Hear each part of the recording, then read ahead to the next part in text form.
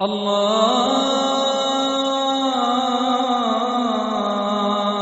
أكبر الله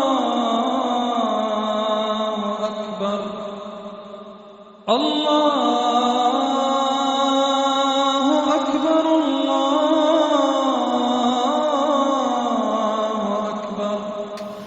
الحمد لله وكفى والصلاة والسلام على سيد الرسل وخاتم الأنبياء.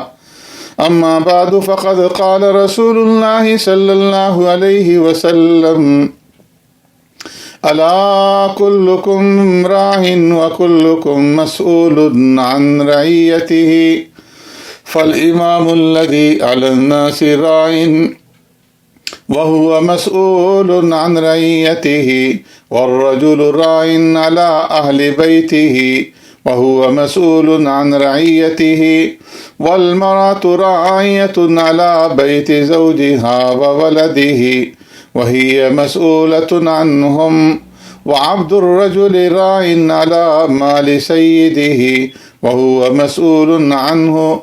ألا فكلكم راع وكلكم مسؤول عن رعيته، أو كما قال عليه الصلاة والسلام: صدق رسول الله صلی اللہ علیہ وسلم.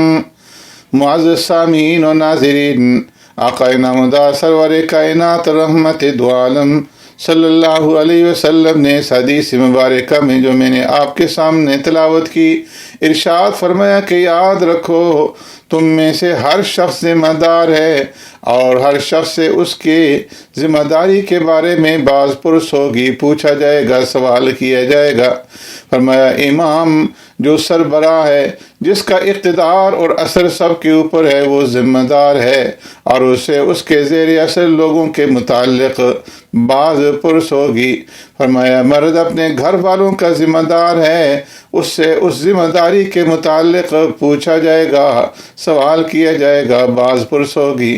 اور فرمایا عورت شوہر کے گھر اور اس کے بچوں کی ذمہ دار ہے، اس سے ان کے متعلق پوچھا جائے گا.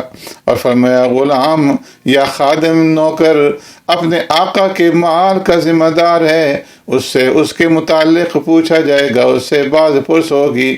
فرمایا یاد رکھو ہر شخص ذمہ دار ہے اور ہر شخص جواب دہ ہے. اس حدیث سے معلوم ہوا کہ اس سے اس کی ذمہ داری کے متعلق جواب طلب کیا جائے گا. کیا اس نے نبھایا اپنی ذمہ داری، اس نے پوری کی یا نہیں کی؟ جو اس کے زیر اثر تھے ان کی اصلاح کی تدبیریں اس نے سوچیں یا نہیں، ان پر عمل کیا یا نہیں؟ ماتختوں کو مجبور کیا کہ وہ شریعت کی پابندی کریں یا نہیں؟ اگر پوری کوشش نہیں کی تو رب العالمین کے سامنے کل قیامت کے دن جواب دہی کرنی پڑے گی. اللہ تبارک و تعالی آقا نامدار سرور کائنات رحمت دو عالم صلی اللہ علیہ وسلم کی حدیث مبارکہ کے اوپر ہم سب کو پورا اترنے کی توفیق عطا فرمائے. آمین.